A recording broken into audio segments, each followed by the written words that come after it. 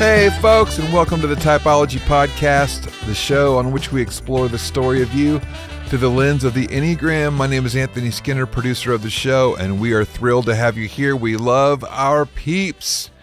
Before I get to our guest, a reminder to grab Ian's brand new book, The Story of You. If you haven't already got it, it's available everywhere fine books are sold, as well as Ian read his own Audible version, and that's available in multiple places as well. Hey, today's guest.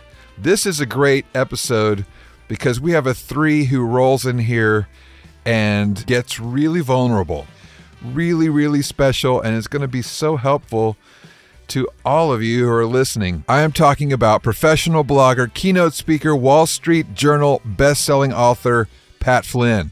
He is, of course, host of the Smart Passive Income and Ask Pat podcast, multiple award winner, featured in publications such as New York Times and Forbes. And anytime we can get under the hood with an Enneagram 3 who's willing to come in and be vulnerable, it's super helpful for us all because we all know threes.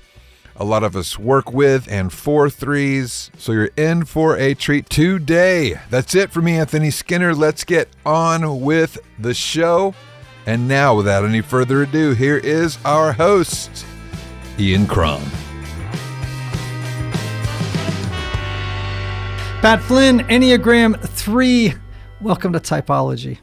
Thank you for having me.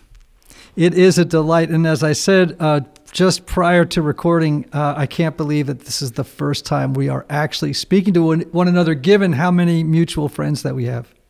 I know, but it's about time, and I'm glad it's on your show. And just have to say the Enneagram has been life-changing for me, and I'm excited to chat about it. Whenever I get to chat with Mike Pacquiao, who's been on the show, or other people about it, it just lights me up because it's just this language that we can all share with each other, and that's what has actually been really helpful for me and my wife in particular. So I'm sure we'll get into all that, but thank you again for having me on. Yeah, man. Well, let's start there. You are a recent student of the Enneagram, just the last few years. I know that it's made a difference in your life. Tell us about it. Yeah, actually, I went to Tennessee to visit my good buddy Michael Hyatt, a mentor of mine, to film some course videos for his course. And while I was waiting and everybody was setting up, they had just gotten involved with the Enneagram, and they started shouting numbers at each other. You know, I'm a 4 with a 5 wing, and I'm just sitting there listening to them chat, and I have no idea what they're talking about. is this some video language that you're talking about? Like take 4 with a 5 wing on the second camera? They're like, right. No, this is Enneagram. Awesome. I'm like, what's Enneagram? And they're like, well, let me tell you. They pour into, I mean, we don't film for like 2 hours. They're telling me all about it, and I'm just fascinated because I can tell that it's actually made a difference in their lives, in their relationships, and in their business, and they've leaned into what they've now discovered about themselves and about others. And so I started to examine it a little bit, and I started to read about it, and you know, they started guessing what my number was. Like, oh, you must be a 1, right, Pat? Because you always have everything aligned, it seems, and you probably have Excel files and all these sheets figured out, and you always follow the rules. And then somebody was like, no, he doesn't always follow the rules. That's how he got here. He's probably a 3 because he's always like really good on camera, and he works really hard on that. And then another person was like, no, he must be an 8 because he's a challenger, and like he always challenges the status quo. And I'm like, well, that's not actually me. And so I was really curious. Well, what am I? You know, and I'm not normally somebody who's like, ooh, let me put myself into this bucket. I mean, I know a lot of people kind of don't want to do that, but I saw the impact it was having on Michael and his team and his family because he works with his family. So I really dove in hard and started to understand that. And I definitely landed on a 3. And it was just very obvious to me that there were a lot of things that I needed to learn about myself so I can become a better version of myself to not just my audience and my business, but especially to my family and my kids. And then I was able to get my wife interested in it as well, and she's very curious about this kind of stuff. And so when we aligned, and she is a 6, by the way, it became very apparent why we had certain arguments.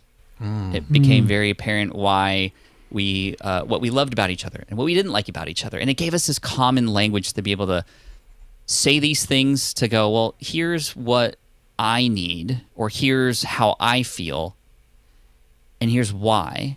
And you can't be mad at another person when they tell you about themselves in that way, and you can work better together with them. And so our relationship really changed as a result of this. Wow. There are some specifics, if you want me to get into it, in terms of like real moments where me knowing she's a 6, for example, changed when I learned that. I mean, do you want me to get into? Sure, I love it. I never get to talk anything. Because you know what, this is so fun. We don't actually get many 3-6 combinations. No. Oh, really? No. Yeah. No, I want to hear. Yeah, give us an example. So me being a 3 and being an entrepreneur, you know, a lot of entrepreneurs are 3s, and I had gotten a chance to speak on stage, and of course I went all in on it. The world needed to know that I was going to be the best speaker in the world, and I'm not by far, but that's how I approached it. I always approach everything in that way, where I want to be the one that people can remember and be the one that people can feel like provides the most value, and is, you know, recognition is really important to me, because in my childhood I wasn't recognized for a lot of the work that I was doing. So now that I'm getting it, you know, I'm leaning into it. And so, of course, being a good husband, I want to invite my wife to a lot of these events with me. And for a while, like, I was like, come on, get in here. Like, let's talk, let's chat. And she was always on the outside, you know, just watching, never really wanting to pay attention. And I thought it was just simply because she was an introvert. Well, I'm an introvert too, but it was more so because of being a 6 and the fact that she has this barrier that she only lets a few people in. It takes a while to get across this barrier, but when you're in there, I mean, she will be loyal to you to the day she dies, kind of thing. Where me, being a 3, I'm like, hey, everybody, come here, like, let's all hang out, and like, you're in my circle already. And it just, I didn't understand, like, how come you're not getting in there? And we had a lot of, you know, quarrels about this.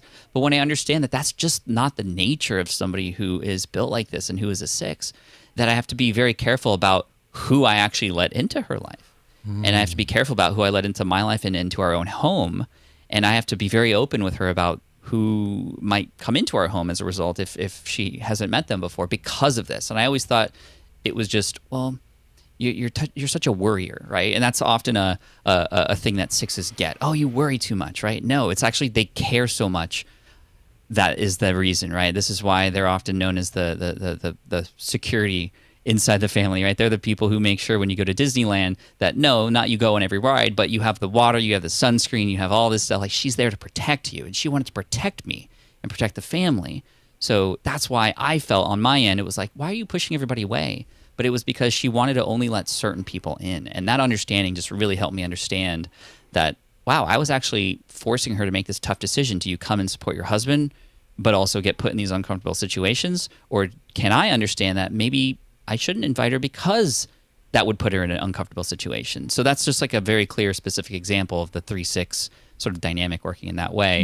And then on the opposite side, it's like, because like from her perspective, it's like, wow, you got to like just impress everybody, don't you? Like that was like the negative version of like who I was before we had this common language. And it was, I wanted to make sure everybody was happy, and I said yes to everything, and I was overworking myself. I was overwhelmed, and she gave me permission to say no. She gave me permission to say, hey, you know, I want you to be the best version of you, and I know you want to please everybody, but if you are overwhelmed and you can't like take care of yourself, well, you're going to please nobody, myself included. Like, I need you to come back to earth here. And we have this really beautiful balance now to try to stay on the positive side of our numbers, to be able to reciprocate and to, you know, be the best version for each other. That's fantastic. Gosh, I love that. You know, one of the dynamics between a 3 and a 6 can be that the 3 typically is, number one, very optimistic, right, about the future. You're very, very future oriented, and you're very optimistic. I mean, I'm wearing a Back to the Future DeLorean t-shirt at this very moment, so yes. Of course, DeLorean could have tried to be a little less optimistic about his future. Well, yes.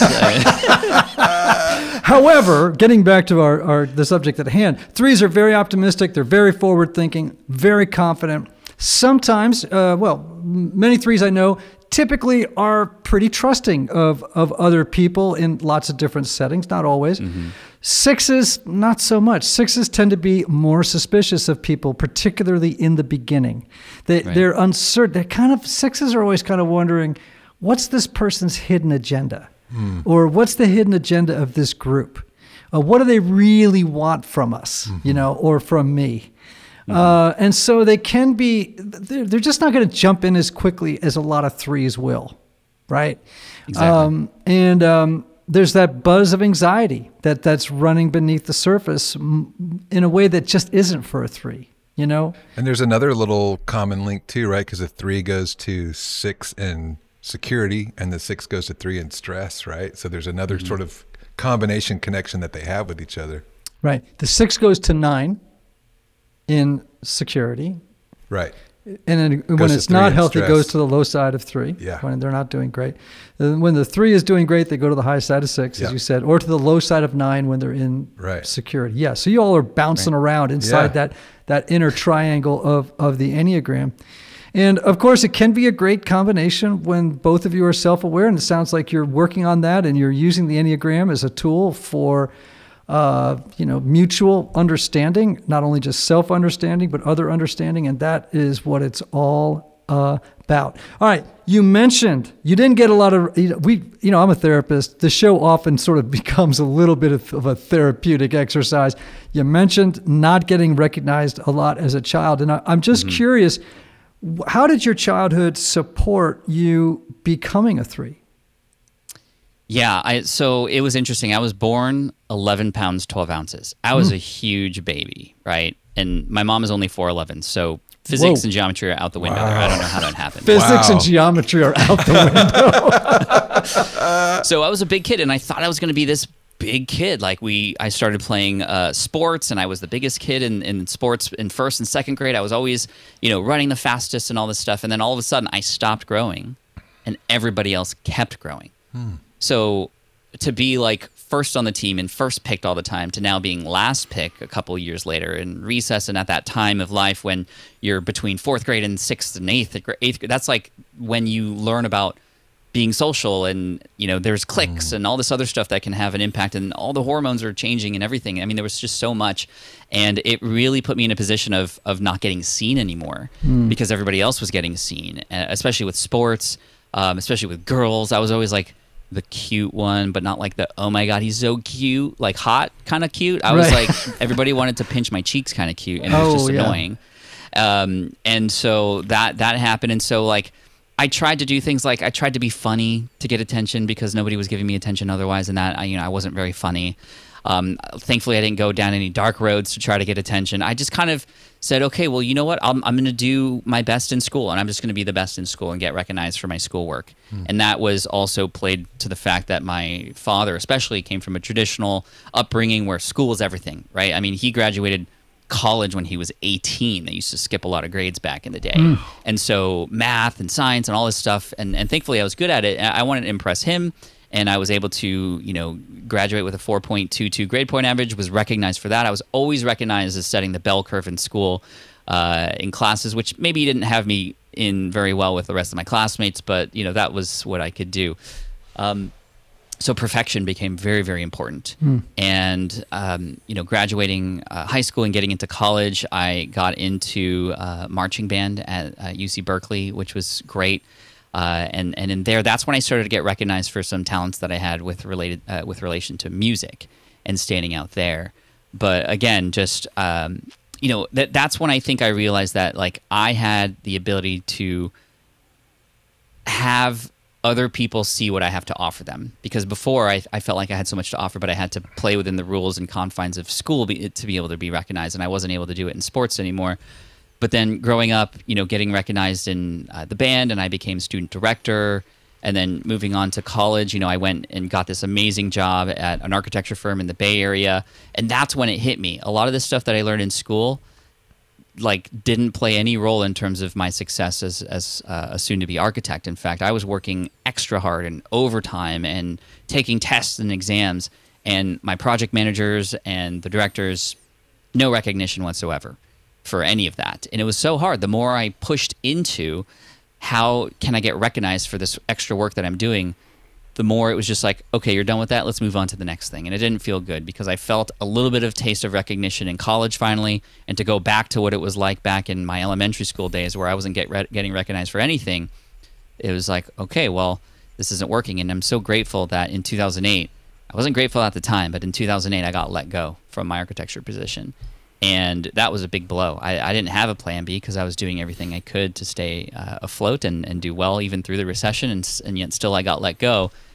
And months went by where I was just doing everything I could to make my resume look the best as far as like what words can I use and what things from my childhood could I bring in here to make it look even better, because I need a job in the architecture world. That's all I knew. And thankfully, I stumbled into the world of internet business and entrepreneurship. And my first business was helping architects who still had a job pass an exam called the LEED exam. And this was life-changing for me because it was at this point that I realized that I got more recognition helping people pass a very niche exam in the architecture industry as opposed to all the fingerprints I have on all the buildings in the United States that I worked on. And I was getting people telling me their life stories. I was just helping them pass an exam, but I was able to help them get a job or get a raise or make more money or get a promotion. And I was getting so much recognition for that in this little space that I just leaned into that so much. And that really enforced the 3 and the fact that, wow, I do have value to provide and I can get recognized for that. And it feels so, so good. And so I always come from a place now of serve first. That's sort of my mantra.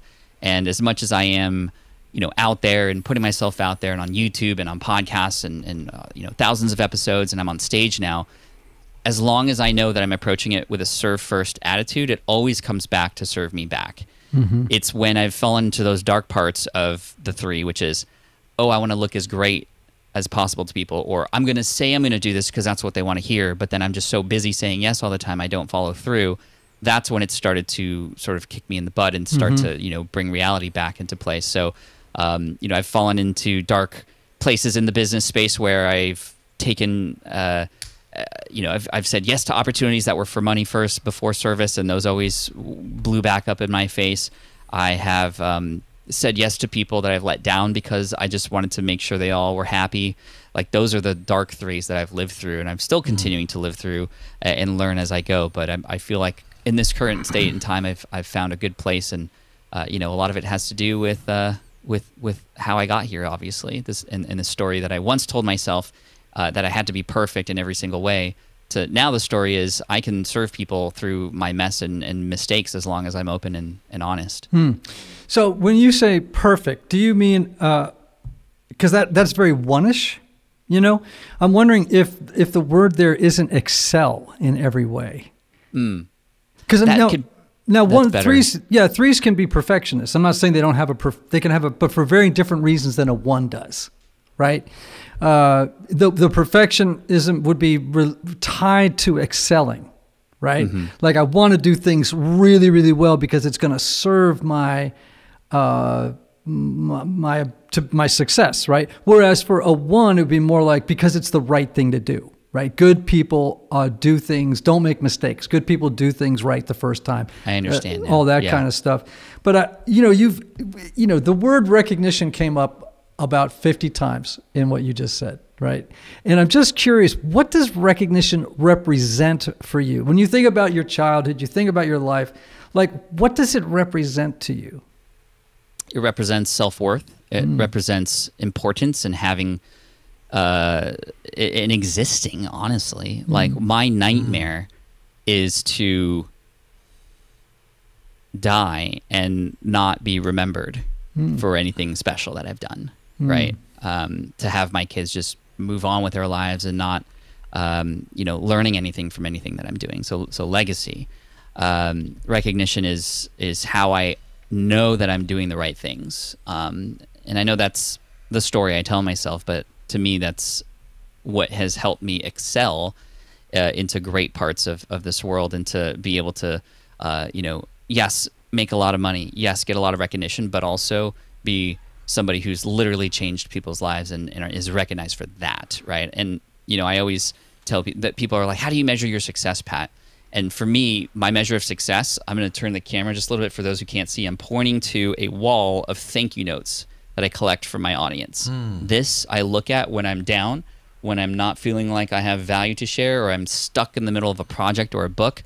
I look at this wall and go, wow, look at all the people who have already thanked me for what I've done. There are people whose lives have changed, who are now able to spend more time with their kids.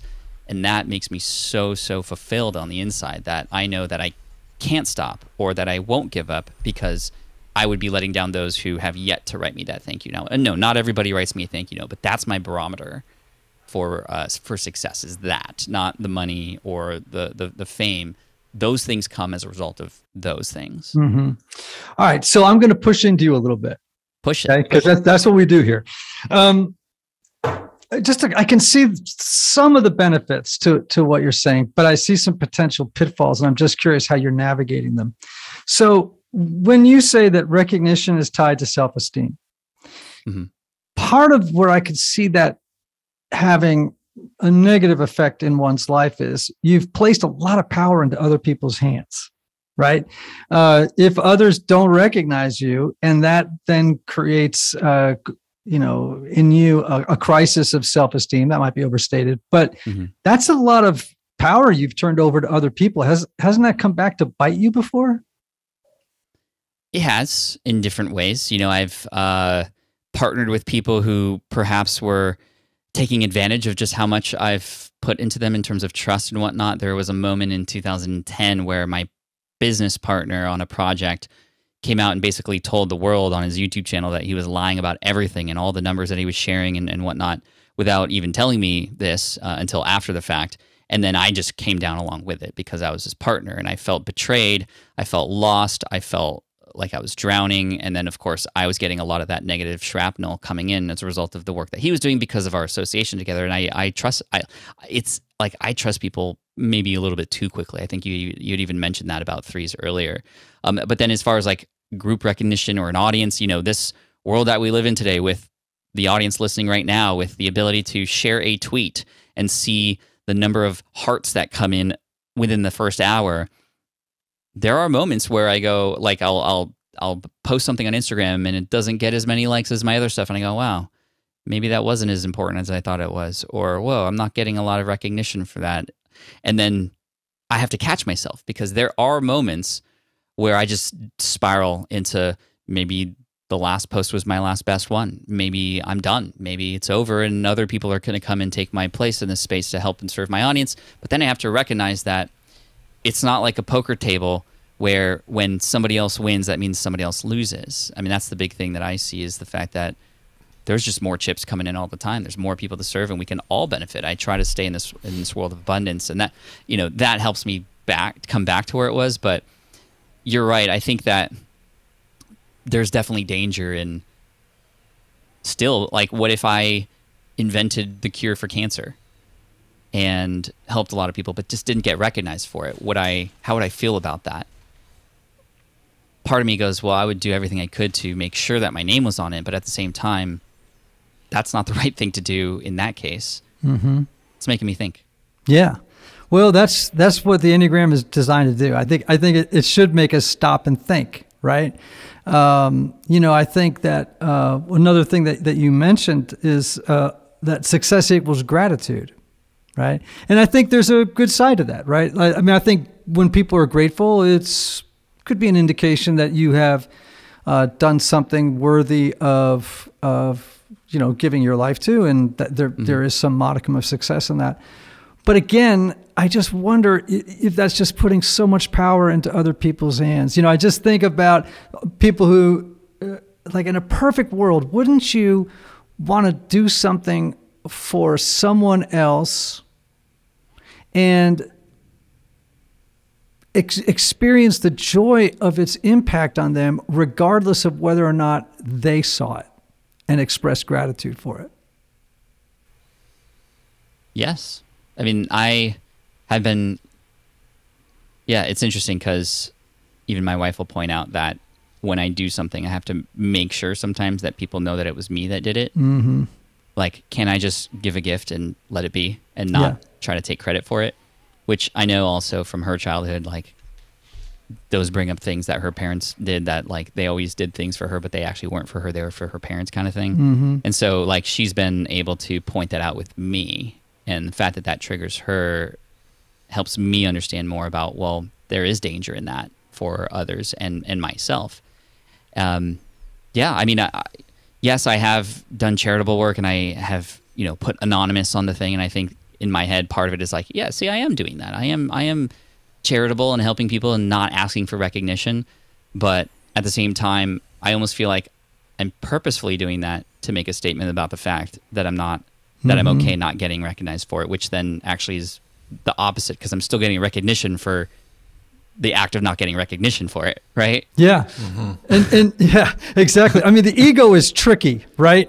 It can be a little bit of a sneak, you know? Yeah. And so, you know, keeping our eye on it with self-compassion, you know, and kindness, threes aren't necessary. Yeah, no, I think no, thank you too. And thank you on behalf of people who are listening, because I appreciate your vulnerability and your honesty as we have the conversation, you know, because it's interesting. Riso and Hudson, who are big names in the Enneagram world, would say that the basic fear of the three is really fearing that they don't have value or significance in the world, right? Now, if that's a core fear for you, just keeping your eye on it all the time, you know, like the ability to say to yourself, you know, my value, I cannot derive my value from the recognition I receive from other people, because the day may come, man, like you're going to be 70 one day or 80 one day, and there's going to be a trickle of those notes coming in. You know what I mean? Like compared to what it is maybe now, right? However it goes. And so if you tether your value to that kind of stuff, you're kind of screwed. You know what I mean? Down the road. So beginning now to work on realizing that, you know what, my value and significance as a human being is tied to no other thing except the fact that I as a human being have value apart from anything I do in terms of being successful or not, you know? I don't know. How does that land with you? You know, my initial thought when you were telling me that when I'm 80 or 70, there's going to be a trickle of them, my initial thought was, no, there's going to be more. Possibly. But that's like where my head went, right? Which is I'm very curious about, because now it's like a challenge. And I love stepping up to the challenge. But at the same time, you're right. I mean, what if the internet stopped, right? And I don't want to be wearing headsets in the metaverse, and like that's the only way to get recognition is in the metaverse or wherever. Then where is my self-worth? And so I love what you're saying about this mantra or affirmation, if you will, that can help me sort of remember that and counter that. And as far as practicing that, I mean, it's very easy to just say it, but how do you embody something like that is seemingly a counter to how you've believed you've become to be in the story that you're telling about yourself today? How does one practice and embody that? You know, it's a great question. And I, you know, you're actually tapping into, right, the subject of my new book, The Story of You. Like, how do we rewrite an old narrative? And it sounds to me like your old story, right? Growing up. All right, let's just play with it for a second. So if you had to title the story of your early life, right, as if it were your memoir, right? And here we've got a kid that is smaller than others, that's hungry for recognition, to be seen, to be valued, to be significant, to belong. Am I hitting a lot of the themes here? Oh, okay. Absolutely. I mean, I was in, like, thankfully I had a good set of friends, but they were all tall. So they invited me on the basketball court to play, but I never got past the ball. Right. I never got a chance to shoot. I was on the court with everybody, but I never played a game of basketball in my life back then, really. Right. So like lots of threes, you had what I would call a deficit around esteem and approval, right? It's like there just wasn't enough esteem and approval. Now, you may have had safety and security, a sense of mastery in your work and all that stuff, but it sounded like not enough esteem and approval, right? You want to hear a quick story? Sure, bring it. I would often come home from school with a 97% on my math test. I tell the story on my podcast quite often. And my dad would go, well, what happened to the other 3%? Boom. And we would work for hours.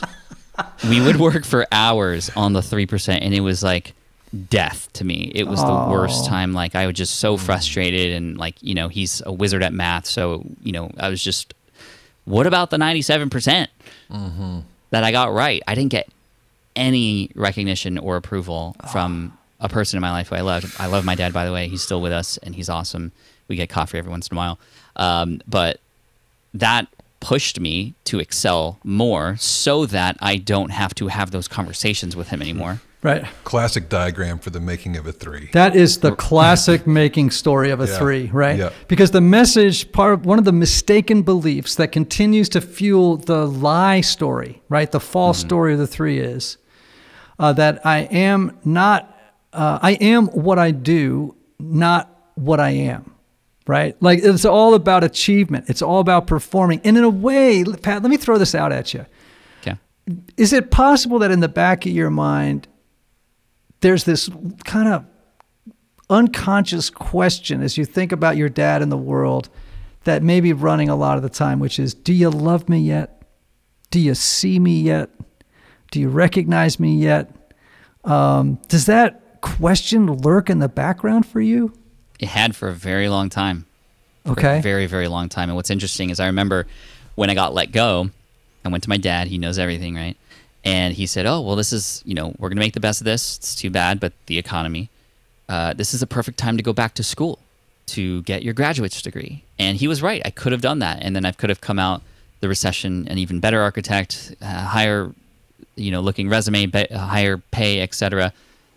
But it wasn't like standing up to him, but I basically said, no, I don't want to go down that route. I did everything perfect, and yet I still got let go. Something is wrong here. Mm-hmm. And so I went into the entrepreneur world. And I remember going to my dad and said, hey, I'm going to build this website to help people and whatnot. And he's like, okay, well, we'll see how long that lasts, but you can always go back to school kind of thing. And it wasn't until I started the blog that many people know me from now, which is called Smart Passive Income, where I talk about my businesses and I show people how I build them and what goes well and what doesn't go well. One day my dad came to me and he was like, hey, did you see that comment on your blog? And I was like, which one? And he started mentioning the comment and what it said. And then I was like, wait, you read my blog? And he's like, yeah, I've read every single post. Wow. I just am so proud of what you've built. And I'm like, why didn't you tell me that in person and not have to wait till I see that you're reading my comments now? I just think he's not an emotional person, right? He's never said sorry, and he doesn't tell me he loves me, but he shows it now, and I understand that from the actions that he takes and the fact that he wants to get coffee. Like that to me is his I love you language, and I've been okay with that. Mm-hmm. But you're right. That question was there for a very long time. And I think no matter how evolved and self-aware we become, those questions and those mistaken beliefs get so deeply ingrained in us as little people, and so grooved into our psyches that I don't know if we ever rinse them out completely. And that we kind of lapse into the old story if we're not careful, if we're not paying attention. We can find ourselves caught up in the trance of, I got to succeed. I got to appear successful. I've got to avoid failure at all costs. I've got to win recognition. I have to be seen. I have to be admired the moment I walk off that stage, because I have a 3 friend of mine. He says, sometimes I used to catch myself walking around a party or after a performance. He was a big speaker. And he said, it just seemed to me that I was without words walking around to everybody, looking in their eyes, asking the question, do you like me yet? Yep. Yeah. Mm-hmm. Because you have questions coming out of childhood about whether or not anyone is going to ever see you, recognize you, love you, admire you, do all that stuff. And then your life goes into overdrive and you're driven by the dictates of that accursed belief, right? Pat, would you believe it if I was a good friend of yours and I said to you, Pat, I can love you for who you are and not for what you've accomplished, how much you've made, no matter what you've done. None of that stuff matters to me. I just love you for your soul, for who you are as a human being. Could you receive that and really believe it? I don't think I could fully receive it, no. I think most of us can't, but I think it's a particular challenge for 3s. Because they've tethered so much of their identity to their accomplishments. Right, to their performance. My response would be, why? Like, what is there about me if I'm not doing anything? Like, why? I would question that. Okay, so I would recommend maybe if I were your therapist or your spiritual director, or something. You are like right now. That. I am right now, and the clock's running. I got the meter on. There will be a bill involved. But listen to me. One of the things I'd ask you to do is to sit down and write out why people could love you apart from anything you do or that you've accomplished or that you've attained, or for any good works you've done, for whatever. Like, why? Like, it'd be a great question for your wife, like to sit down and go, why would someone love me apart from what I do and what I've accomplished? Can you just tell me what you think, honey? Why? Because I think that question is so important to the transformation of the threes story, you know? This conversation excites me. Totally. Can I interject something here? Yes, please. So as a 4, I had a hardcore 3-wing in my 20s and my 30s, and I'm saying this as from a place of, you know, a person of faith. But I used to, the way I would phrase it is I would live in hopes of being known or live in hopes of being seen. Mm-hmm. And I realized, you know what, I will always derive part of my identity from what I do. You can't separate yourself from that. But there has to be something that is central and core to me that far exceeds that, that identifies who I am. And for me, I found that, you know, a practice of meditation and contemplation with God, and sitting in a place of continually being seen and being known there. And that freed me from that sort of claw where I eventually was able to really, and as a performer, because I was a performer at this time, and I would be able to go out, and instead of trying to do things to get that admiration that you were talking about, Ian, mm-hmm. after doing something, I was able to really freely and altruistically live from a place of being known or seen and just give away what I had, the art that I had, as opposed to really getting on stage and asking for something or living in hopes of, oh my gosh, I hope you see what I'm doing and therefore I derive value from your admiration. But that was a game changer for me, and it was like a daily practice that eventually worked its way into my soul, but helped me transition from the tight grip that sort of 3 part of me had on me. It's good, man. Yeah. Thank you for that. I like that. All right, here's a question I ask a lot of people, Pat, on the show. Yeah. Are you in therapy right now? I'm not, but I'm very close to potentially receiving it. I've had this stigma about it for a very long time that, oh, you only go if something's wrong with you. But I'm hearing a lot of analogies to, well, you get your car maintained, right, so that it doesn't break down. You go to the gym and eat healthy so that you live longer and don't break down. And I think the same thing can be done to our minds, not just the things we have or our physical being. Mm-hmm. So no, not currently. Well, maybe yes, at this very second from you, but it is something I'm exploring. And I have a lot of friends who've said so many amazing things about it, and I am removing that stigma very quickly. Okay, so I'm going to ask you this question then. What is the pain point at this moment that you're going to lead with when you go into that person's office? Ooh, that's a good question. Because they're going to ask you, so what brings you here today? I put so much of my self-worth and value into how others see me. How do I disconnect my own self-worth and value with what others do? And how do I personally see that there's value that I could offer without that recognition required? Mm-hmm. Beautiful. That's, I think I would start there most likely, and start to analyze, hopefully, or get analyzing to just figure out, well, what about me that's awesome, that's not based on a stat or a skill or any, like, what is it about me that is of value that people could just connect with despite the accolades and without any accreditation. And I can already hear like a little bit of what my wife would say, which is really nice to even like consider that. And I do want to have this conversation with her. But what would she say?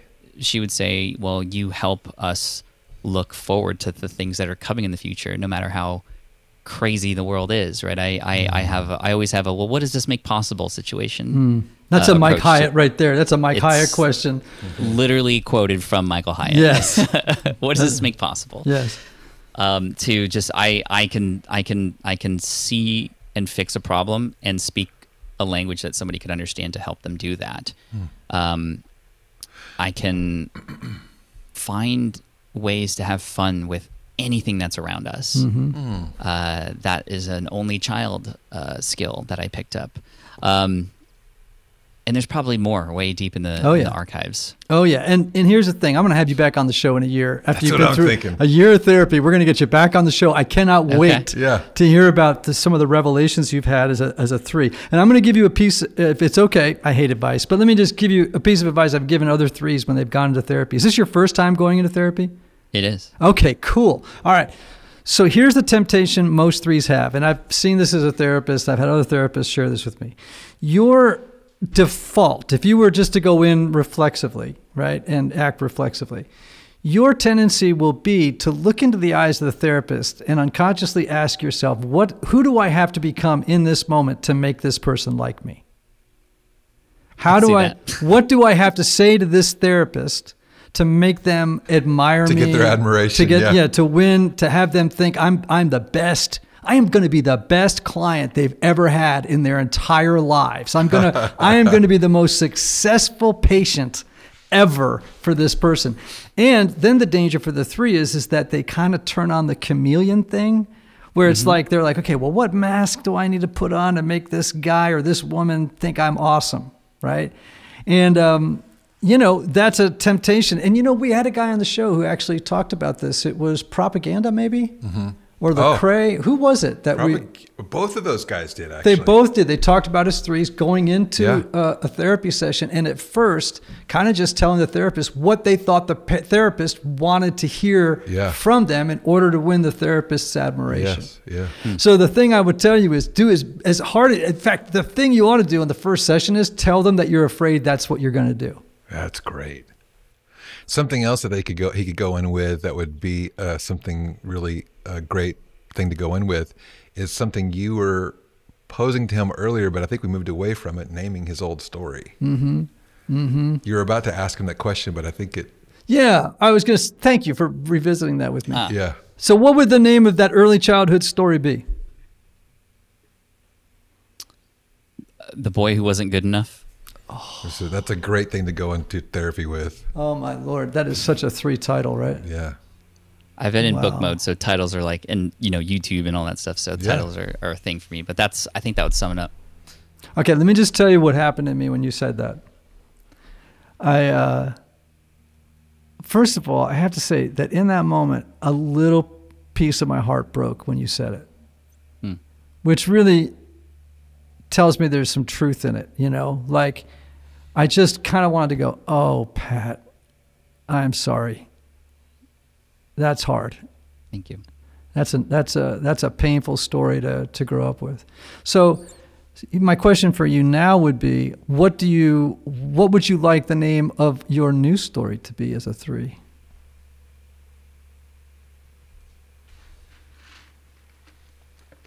The Man Who Was Always Good Enough. Boom. I think that's it. Now, as you said that, did you feel anything? Oh yeah, there's some high chest and throat things going on right now, and there are some things happening in the nasal region for sure. Yeah. So I would encourage you to get 2 Post-its. And one would be the name of the old story, and one would be the name of the new. Yeah, I know. You got Post-its, so I can see it. Those of you who can't see this on YouTube, he's got Post-its up everywhere. And just put it somewhere you can see it. Like put those 2 titles down, man, and say, this is the old story, this is the new story. And then maybe at some point in the future, journal about what would the new story look like? What would be some of the features of it? It would be like, I would no longer tie my self-worth to what other people think of me. I will no longer, you know what I mean? Like just begin to articulate, okay, what is this new story about? Who's this person that I want to become in this new story that has all my values aligned? And as a 3, I mean, I think you just gave him something invaluable to go into therapy with, those 2 titles. Mm-hmm. So you had a conversation with someone and this is what I came away with. Yeah. I've loved this episode. Absolutely. This has been like one of the best 3 episodes ever. You know what I'm saying? Yeah. Well, see, now you're tapping into the recognition that I love. Like, look at that. I was thinking that as I said it. Pat, this is the best three episodes ever. Pat just said, "Boom! Mission accomplished." Right? Accomplished. No, man. No, I'm just kidding. Drop the I appreciate mic. you. No, actually, that's actually a really good insight. But I think that it's been so powerful for me because your story is so quintessential 3. And I think it was so instructive for so many of our listeners. And I guess I would also say that I hope that you will come back on and share what the journey's been like. We need to put it on the calendar. Tell Wendy we got to wait do it. 6 months to a year and do it again. Pat, you got so many cool things going on. Tell everybody, I mean, in a brief précis, what it is you do. Yeah. But we've said it in the introduction, but you elaborate and then how they can learn more about you. Thank you both so much, and for that therapy session free of charge, which and I would love to come back, Ian and Anthony, and be here to take you along the journey and see what opens up for me. I'm really excited. I do a lot of things. Like you said, I have a podcast. Since you're listening to a podcast, that might be the easiest thing to check out. It's called the Smart Passive Income Podcast, and we teach entrepreneurs how to be the best versions of themselves and serve their audience the best. We also have a lot of educational material on how to start things like a podcast, a business, and affiliate marketing, email marketing, all that kind of stuff over at smartpassiveincome.com, and then a YouTube channel at Pat Flynn. I'm also an author. I have some books. My latest one called Superfans is doing really well right now. I'm very excited about that. I am an inventor. I have an invention. I have a tripod called the Switch Pod that was invented, and that's been a fun project and a case study for the entrepreneurial thing that's kind of taken off recently. Cool. I also recently started a Pokemon YouTube channel, hobby based, and it's just blown up and taken off also. And we're doing some fun things there, and that's cool because I can help families get closer with this fun world of cardboard and cartoons.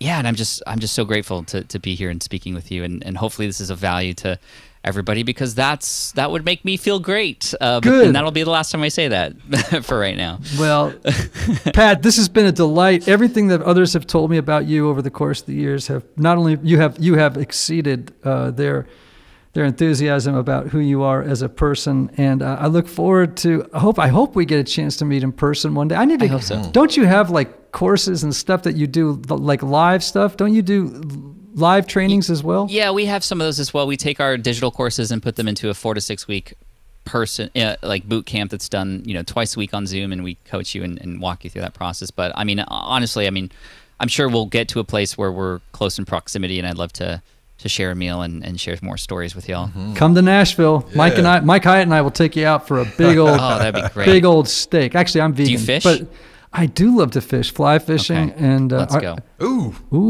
We can do that. Wait a minute. Didn't you go on a trip with Mike? Yeah, we went to the Snake River up in Idaho and had a great time up in Jackson Hole, Wyoming, and it was just 3 days of cool. Wait a minute. I think I was nature. invited on one of those trips and I couldn't go. See? You're missing out. Gosh darn it. Oh, well. Well, Pat, maybe we could set one up. Pat, it's been a delight to have you on. Everybody, we're talking with my friend Enneagram 3, Pat Flynn. It's been an incredibly instructive and valuable conversation. And I want to say to all of my typology listeners, my friends, may you have love, may you have joy, may you have peace, may you have healing, may you have rest.